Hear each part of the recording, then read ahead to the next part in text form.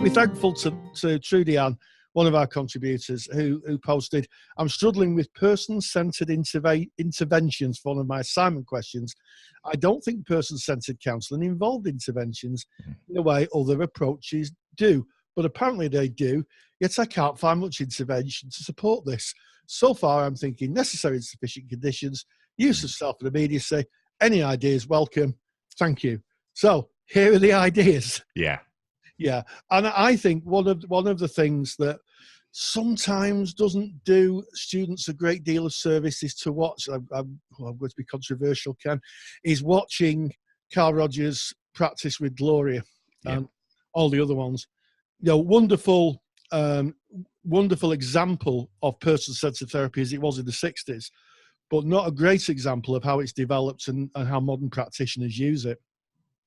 And one of the things, if you look at any of Carl Rogers' videos, he uses very few skills. It's all process. Yeah. And, you know, nowadays, if you look at awarded body specifications, all of those say that you should use skills, which are any skills and intervention, because you're using it to intervene and to kind of develop both the relationship and the dialogue between your clients. So I would say that certainly in terms of the necessary and sufficient conditions, you're using empathy, congruence, unconditional positive regard. The other three are a bit difficult. Psychological contact, well, presumably, if you built a relationship, that's there. Yeah. If the client's actually in the therapy room and having a session and there's something to work with, then that's one of the other conditions that, you know, they don't often talk about, which is incongruence. And the third is if you've got a relationship, then at some point the clients recognize that, you know, your genuineness and your non-judgmental approach. But I think I think immediacy is a useful one that's really kind of sometimes undervalued, where the therapist shares a feeling saying, this is the feeling I have. Yeah. I don't know if it's the feeling you have about this. This is what's coming up for me. Can be quite powerful and very collaborative. And also the use of questions, very skillful use of questions. And you'll know about this, Ken, because you really are the skills person. But use of questions, I think, is just one of the most important interventions, because you're gaining more understanding of the client's frame of reference. What do you say, Ken? I say 100% yes. They're tricky, and when you say questions, there's always a word I want to add in before that, and it's use of appropriate questions. Uh-huh. Questions can be so inappropriate, and they can actually hinder the therapeutic relationship in closing down the client or taking them out of their frame of reference and then putting them in your frame of reference because you maybe want to know something. Oh, have you tried this? Is definitely a question that is going to close down their thought process because you're bringing yours well and truly into the mix there. But appropriate questions where we are trying to better understand the client's frame of reference and how they see it and how they fully experience it is a great intervention, because it basically invites the client to look and go deeper into what they're bringing, what they're discussing, and what they're processing right there in the therapy room. And another one, and I call it the lost skill, and it's the skill of reflection. Just a basic reflection where you're saying back to the client the very words that came out of their mouth. They may have said many words, but by listening carefully and truly being there with them, if we can take the gist of it, the essence of what they're saying in those few words, when they maybe touch on a feeling word, they might say, and this and this and this and this and this, but that really hurt me at the time, and this and this and this.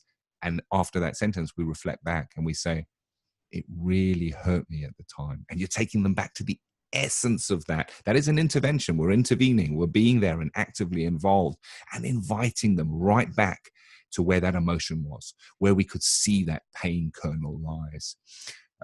So the skills definitely, and immediacy, of course. And again, immediacy, that's considered an advanced skill. And if you're looking for immediacy, just jump on the Counseling Tutor podcast website, counselingtutor.com. Go to the little search bar at the top, put in the word immediacy. We've got a great podcast on that that'll walk you through the use of immediacy and appropriate use of immediacy. But very powerful. But I'm also mindful that immediacy, when used, it has an element of a risk to it. And if it doesn't work, it can slightly fracture the relationship, but it will only be used when the relationship is formed to such an extent that it is easily repaired. But when it hits, oh my goodness, when immediacy hits and you bring how you are receiving and experiencing this client and that little nugget from you, and you put that out and the client goes, that's it. It's exactly like that. Nobody's ever understood it like that before. You've hit the nail on the head. Wow. Relational depth. Bloop, bloop, bloop, bloop, bloop, bloop, bloop. Just takes the relationship to the next level, I guess. Sorry, Ken. I just got distracted. I could see I could see you in a skin diver's outfit, with a snorkel and a mask and a wetsuit. Glacial. Yes. Okay. Move on, Rory. But yes, there you have it. And also, don't forget that skill. One of the most underrated skills, the use of silence, where you're just allowing the client, speak about everything, where they may have had advice or judgment or dismissal or being discounted. That is probably the most difficult skill to master, silence, because you've got to stay silent. You're just there, literally listening and holding that silence while the client explores that stuff. They can hear themselves talking about it, and there's nothing more powerful than your own words, listening to your own words.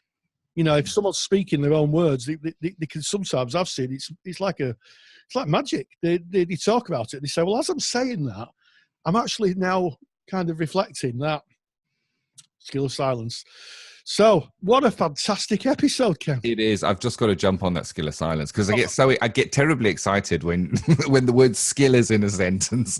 And here's an interesting. I remember working with my level 2 learners, and skill of silence was the very first skill that we would teach. So this is beginners just doing those introductory steps into counseling. We'd do the skill of silence, and the exercise I gave them was to sit just together looking at one another for 30 seconds in total silence and not saying anything, and just to see how that felt. And it can be quite uncomfortable. I do understand that. But after the exercise, they were invited to talk about what silence meant to them, how they see that as an intervention. Because remember, it's an intervention. Doing and saying nothing is an intervention, because you're not really doing nothing. You're 100% there with that person, and you're seeing them and you're accepting them. And those core conditions are thick within the relationship.